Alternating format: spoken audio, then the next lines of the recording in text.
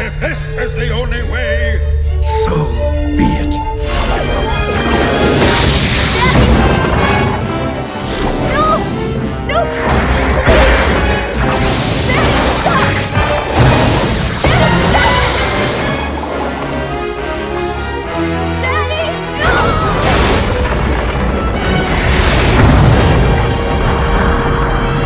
Hope you guys appreciate that it took me 2 hours to edit that. But anyway, here's the deck list. So this deck, just like all Sea Stealth Attack decks, is still based around Citadel Whale. The only primary difference between this deck and a normal Citadel Whale deck is that the search function or the primary support cards are now all Mermails. But before I go through all the Mermail cards, I will talk briefly about Citadel Whale and Sea Stealth Attack for people that have never used it before. So basically, Citadel Whale requires you to have 2 water monsters on the board, then you can sacrifice them to special summon him from your hand or your graveyard. Once he is summoned, you can then set 1 Sea Stealth Attack directly from your deck onto the board. He also has the added bonus of if any water monster you control is targeted by a card effect, you can negate it, once per turn. What Sea Stealth Attack does is if any level 5 or higher water monster you control battles an opponent's monster, at the start of the damage step, your opponent's monster is destroyed. This with the added effect of it can banish 1 water monster you control to protect all face-up spell and trap cards you control from being destroyed until the end phase of the turn, which then it is brought back. Creates a really powerful board state where, like Amazonas, you can't actually lose any battle you're in, whilst shielding you from a lot of spell and trap card stuff, such as if someone has Wall Disruption, you can just activate your Sea Stealth Attack to banish your monster, it avoids the Wall Disruption, or even if it gets hit by it, returns back to the board as a fresh start, so it will have all its attack return to normal. So, now comes the rest of the deck. The rest of the deck is basically an engine to allow you to get this whale out onto the board. If you don't know how Mermails work, basically they're based off of discard effects. And the 2 monsters you're going to be using for your discard effects are Abyss Soldier and Mermail Abysspike. Abyss Soldier is just a discount snipe hunter. Basically you discard 1 card, target 1 card your opponent controls, return it to their hand. Pretty good to remove backline, can remove really powerful monsters your opponent controls, just really good removal. What Abysspike does is when it is normal summoned or special summoned, you can add 1 level 3 or lower Mermail card from your deck to your hand by discarding 1 card. And the 2 level 3 monsters you're going to be targeting are these 2 really unpronounceable names of Hilde and Gunde? Anyway, when the first one is sent to the graveyard, it allows you to special summon 1 Mermail monster from your hand except itself. The second one has a very similar effect of when it is discarded to the graveyard, it then allows you to special summon 1 Mermail monster from your graveyard except itself. So generally you're going to want to search for one of these 2 depending on your board state. Most of the time you're going to want to have the first one in your hand, as you get to discard that to the graveyard, add the other one to your hand, and then get it special summoned using the first one's effect. This will then give you your 2 water monsters on the board to special summon your Citadel Whale.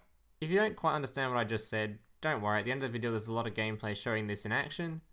Basically, you want to use one of the first 2 monsters to discard one of the second 2 monsters, so then you can special summon a monster to the board, so you have 2 monsters on the board, so you can summon a whale. The rest of the deck does contain 2 more cards, Abyssmegalo and Abyssgale of Cetus.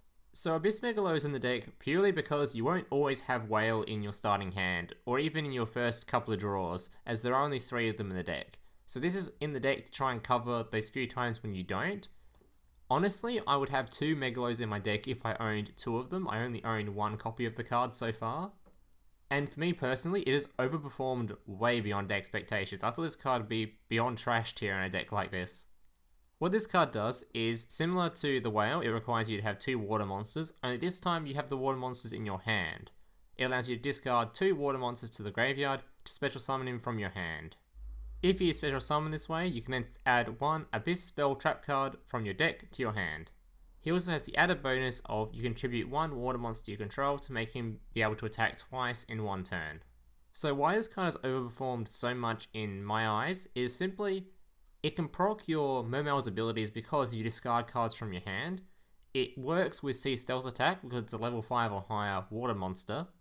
So because of all this, this card has a lot of OTK potential, as since you're sending Mermails to the graveyard, you can special summon Mermails, tribute them, give this guy 2 attacks, and this can be 2 attacks that are Sea Stealth buffed attacks, so you can destroy any monster you like. Also, you can just use them to outright just OTK your opponent. Abyssgale Cetus is only in the deck purely because I didn't want Megalo's effect to go to waste.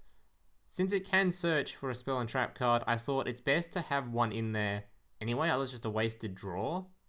And it's not like Abyssgale Cetus' effect is absolutely dreadful. It does protect your monsters. What it does is it allows you to negate one trap card your opponent uses. Unfortunately, the bad part about it is you don't have any control over it. It negates one trap card regardless of what it is whenever your opponent activates it. Honestly, I have thought about cutting this card, and if I was going to cut a card, it would probably be this, simply because this deck doesn't really struggle with backline anyway. You don't need any backline removals, since you already have Abyss Soldier to help remove some of it. Plus you've got Sea Stealth Attack, which lets you avoid most of it. As you'll see in the gameplay later on, you'll watch me avoid a lot of spell and trap cards just using Sea Stealth Attack. But for now, I think I'll still keep it in the deck. Alright guys, I won't keep you any longer. That's the talking part of this video done. The rest of this video will be 5 gameplays showing off this deck in action. If you liked the video, make sure to leave a like, subscribe if you're new around here. Thank you guys for watching, and I hope to see you in the next one. By the way, I just want to apologise in advance that most of the gameplays are against for hire decks. I am sorry for that, it's just really hard to find any kind of good footage when 90% of the fucking ladder is for hire. Can't wait for the nerfs.